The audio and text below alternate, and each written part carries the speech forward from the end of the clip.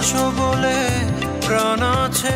গত দশকে ঢালিউড চলচ্চিত্রের অন্যতম ব্যস্ত নায়ক ছিলেন বাপ্পি চৌধুরী। তবে করোনার পর থেকে তাকে আর আগের মতো পর্দায় পাওয়া যায়নি। সম্প্রতি আমেরিকা সফর নিয়ে আলোচনায় এলেও ভালোবাসার রং ছবির এই অভিনেতা মূলত নিজেকে আড়ালেই রেখেছেন, যার কারণ নিয়ে মুখ খুলেছেন বাপ্পি নিজেই।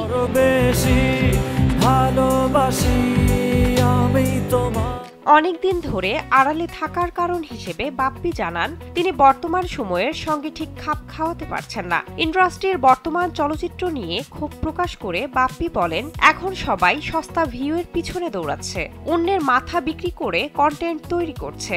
আমি এসবের মধ্যে থাকতে চাই না, এরপরও আমাকে নিয়ে টানাটানি করে।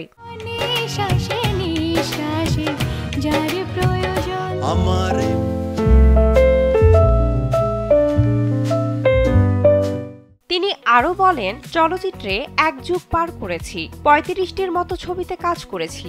আগে কখনো এমন পরিস্থিতির শিকার হইনি। ভেবে দেখলাম যতটা আড়ালে থাকা যায় তত ভালো। এরপর অভিনেতাকে প্রশ্ন করা হয়, তবে নির্মাতারা কি নতুন ছবিতে আপনাকে ডাকছেন না?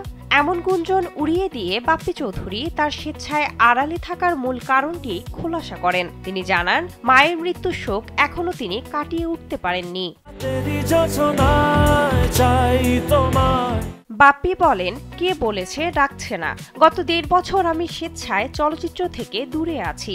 মা অসুস্থ হওয়ার পর ৬ মাস তার সেবা করেছি। শেষ পর্যন্ত মাকে বাঁচাতে পারিনি। এই শোক এখনো কাটিয়ে উঠতে পারিনি। ক্যামেরার সামনে রোমান্স করার মতো স্বাভাবিক অবস্থায় এখনো আমি ফিরতে পারিনি। ভালোবাসি এই কথা কি বলা লাগে। তবে ভক্তদের জন্য আসার খবর হলো, এই মুহূর্তে বাপ্পির হাতে ৪টি ছবির প্রস্তাব রয়েছে। নির্মাতাদের কাছে তিনি আরো কয়েক মাস সময় চেয়েছেন। বাপ্পি জানান, নির্মাতারা সেই সময় দিতে আপত্তি করেননি।